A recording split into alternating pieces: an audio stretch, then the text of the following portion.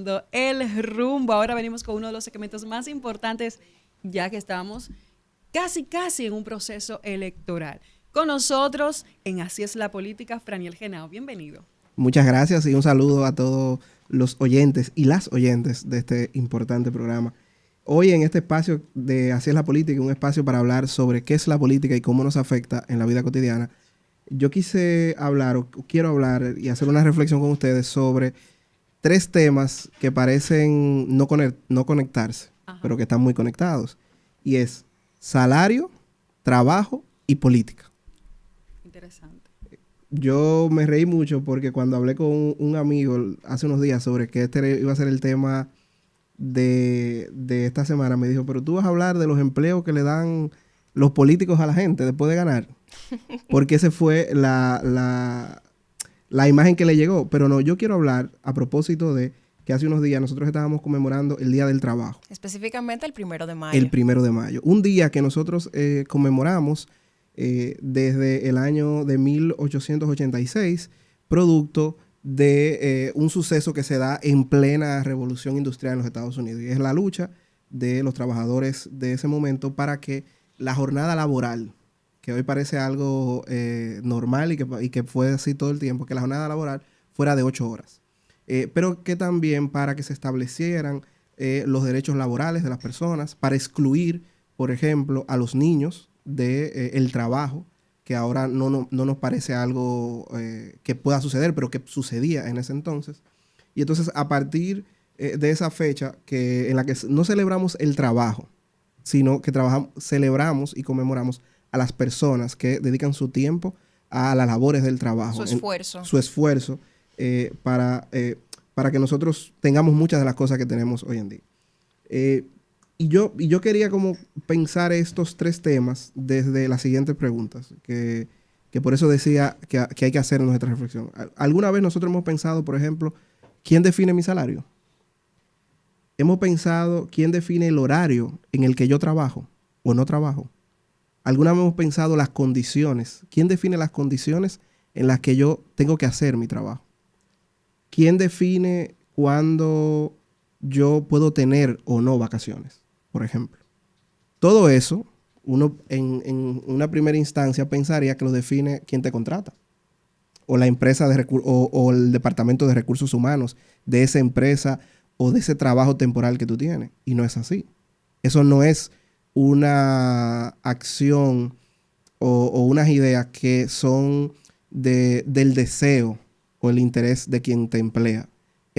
Todo eso lo tiene que definir las leyes de un país. En el caso de la República Dominicana están definidas en lo que nosotros conocemos como el Código del Trabajo, que por cierto es un Código del Trabajo que cuando se produjo fue en el año de 1982 y que se han hecho algunas modificaciones en el tiempo, pero de manera integral, sobre todo por la revolución tecnológica que hemos vivido en los últimos años y los diversos avances en lo que se ha transformado el mundo del trabajo, requiere muchísimas modificaciones o requiere, mejor dicho, una modificación integral. Entonces, les decía que todo eso que estábamos preguntando, ¿quién define mi salario? Las condiciones de trabajo, mis vacaciones, todo eso tiene que estar claro en nuestras leyes. En el caso que nos compete, en el Código del Trabajo, y que tiene que estar siempre en favor del menos favorecido. En este caso es el trabajador. Algo muy importante es que, bien lo dices, eso se resuelve en las leyes, ¿verdad? El Congreso. Entonces, si nosotros no tenemos representación en el Congreso, si el Congreso está lleno de empresarios, ¿para quiénes ustedes creen que van a hacer las leyes? ¿A favor de quién? Ojito ahí. Por eso es que nosotros hacemos mucho hincapié cuando vemos un debate donde las propuestas todas son iguales, donde va hacia el mismo interés, donde la gente tiene la misma, bueno, los supuestos representantes tienen las mismas ideologías. Entonces, por eso es que hemos hecho este segmento para ir arrojando como que un poquito más de luz. Y algo muy importante, un tema que quiero que lo anote ahí, ya sea para, bueno, creo que sí vamos a tener un próximo viernes. El método de Home. Señores, así es. Hay candidatos que necesitan más votos para poder tener una curul.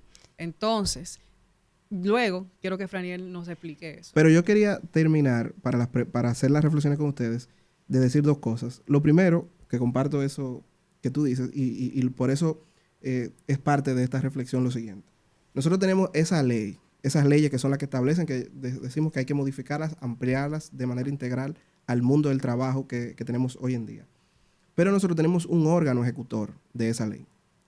¿Quién es que se supone que tiene que velar porque lo que está ahí establecido se cumple? Y este órgano es el Ministerio de Trabajo.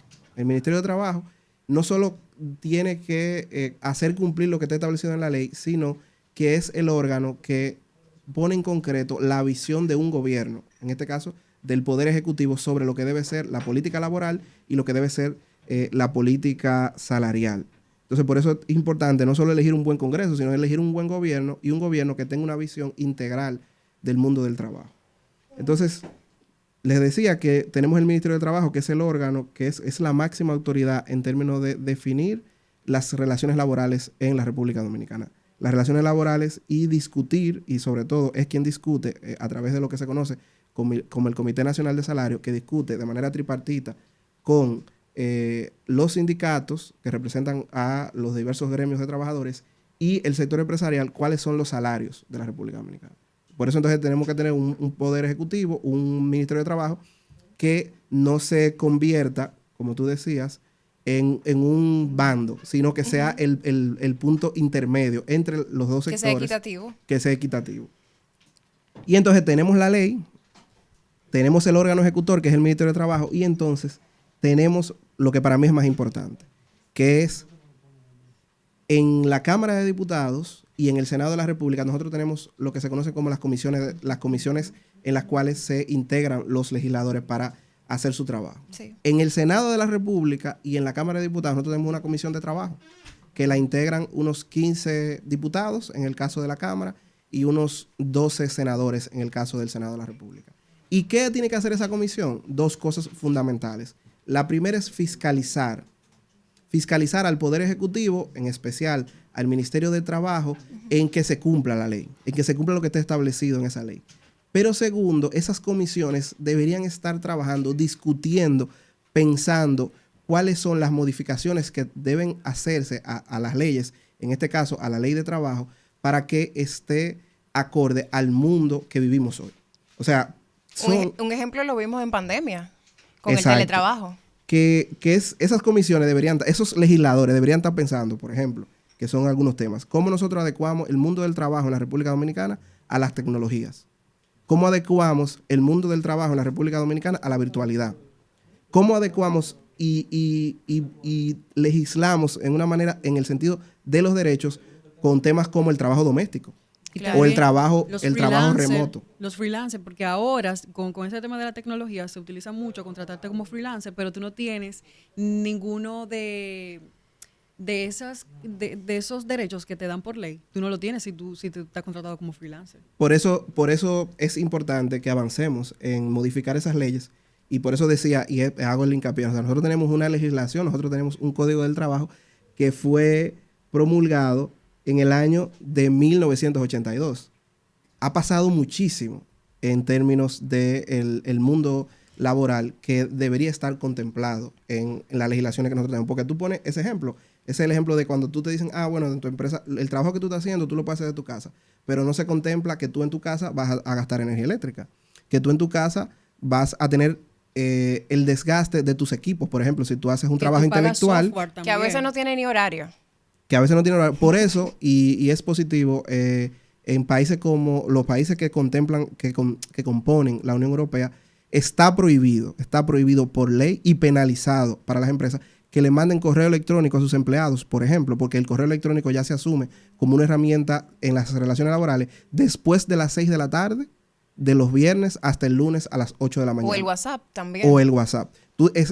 Un empleador no puede, en el horario que está establecido por ley como de descanso de su empleado, contactarlo para ninguna razón, y eso es penalizado en los países, por ejemplo, que componen la Unión Europea. Y hablando de salarios, horarios y demás, ¿qué ustedes opinan acerca del plan piloto de horario reducido, en este caso 4 días laborables? Yo creo que eso hay que verlo en un sentido integral. Yo creo que eso es parte de los avances que nosotros podemos contemplar con las tecnologías que tenemos hoy o con el mundo de la virtualidad. Ahora, hay que ver en qué áreas eso es factible y en cuáles áreas no. Porque hay servicios que requieren la presencialidad permanente o en un horario establecido con claridad de quien está dando el servicio. Hay otros que no lo requieren. Entonces, ahí hay que ver y sopesarlo mucho con la productividad del trabajo y de la labor específica que se está haciendo. Perfecto, Franiel. Muchísimas gracias por traernos este tema con su segmento Así es la política. A ti que me escuchas, te invito a que leas el Código Laboral y que puedas empaparte de tus derechos y tus deberes en cuanto a horario, en cuanto a salario, se refiere en la República Dominicana. Muchísimas gracias, hemos llegado al final. Me pueden buscar en las redes sociales como Yerlin Guzmán y Sari Hernández D. Y Franiel. Y a mí me pueden buscar como Franiel Genao y me escriben para que discutamos cuál va a ser el próximo tema de Así es la política. Gracias y nos vemos el lunes.